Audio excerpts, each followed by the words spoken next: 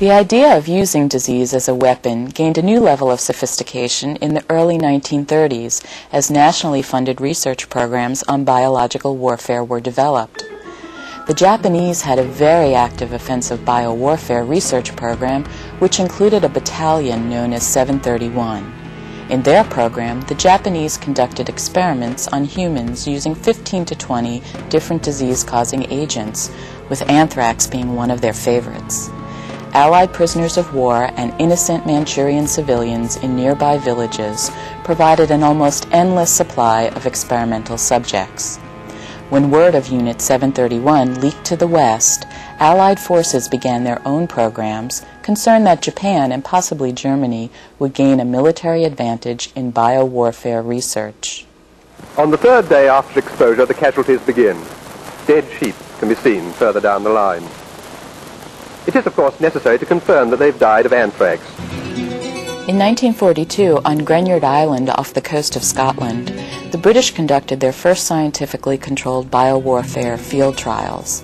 Scientists exploded anthrax bombs near immobilized sheep to determine if the spores would survive an explosion and retain the ability to infect anyone nearby. Test results showed that anthrax could in fact be effectively dispersed by explosive devices and could also remain viable in the soil for decades. This brought home the realization that if an anthrax bomb were dropped on a city like London, the results could have been catastrophic. Greenyard Island was declared off-limits until it was decontaminated in the 1980s. It's now safe for both humans and animals. Like our allies, the United States responded to the perceived threats from Germany and Japan. In 1943, we began an offensive biological program with a modest research and development facility at Camp Detrick, which is now Fort Detrick, Maryland. By the end of the program, we had weaponized a total of 7 incapacitating or lethal human agents, including anthrax. In 1969, Richard Nixon renounced the use of biological weapons for the United States. I have decided that the United States of America will renounce the use of any form of deadly biological weapons that either kill or incapacitate. President Nixon visited Fort Detrick on the 25th of November, 1969. I remember that date quite well, because following his announcement of taking munitions and beating them to plowsheds, we all lost our job. And that was a very traumatic experience. But following his presidential announcement on this date, the entire United States offensive program on biological warfare came to a close within 2 years. We destroyed all of our seed stocks, we destroyed all of our production material at Pine Bluff, Arkansas, and we completely got out of the biological warfare business. Even at its peak, the U.S. offensive program paled compared to the Soviet Union's.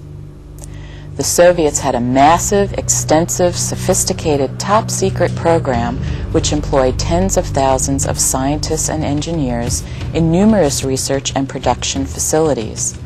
The Soviets signed the Biological Warfare Convention in the 1970s, and yet their program continued uninterrupted and, in fact, intensified.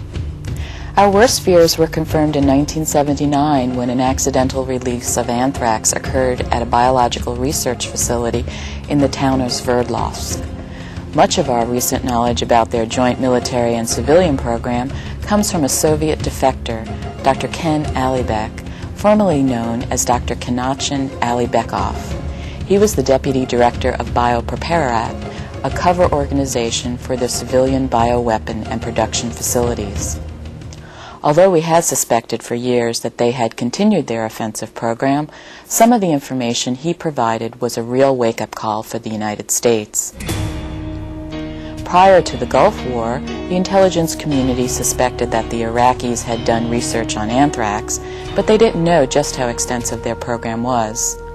So as a precautionary measure during the war, about 150,000 U.S. service members were vaccinated against anthrax. And more would have been immunized if the war hadn't ended so quickly. After the war, the Iraqis admitted to producing and weaponizing anthrax, although the weapons were never used.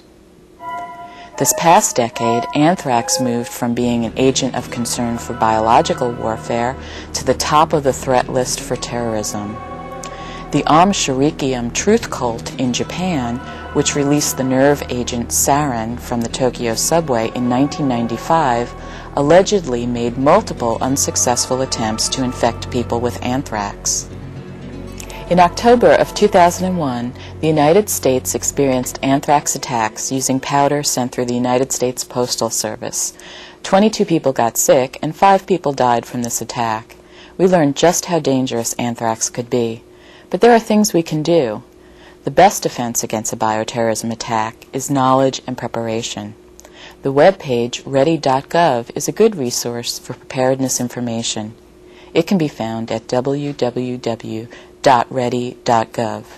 Visit this webpage for detailed guidelines, facts, and what you can do to be ready in the event of an emergency.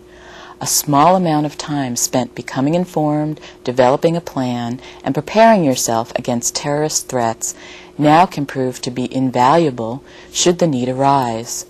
Don't be afraid. Be ready.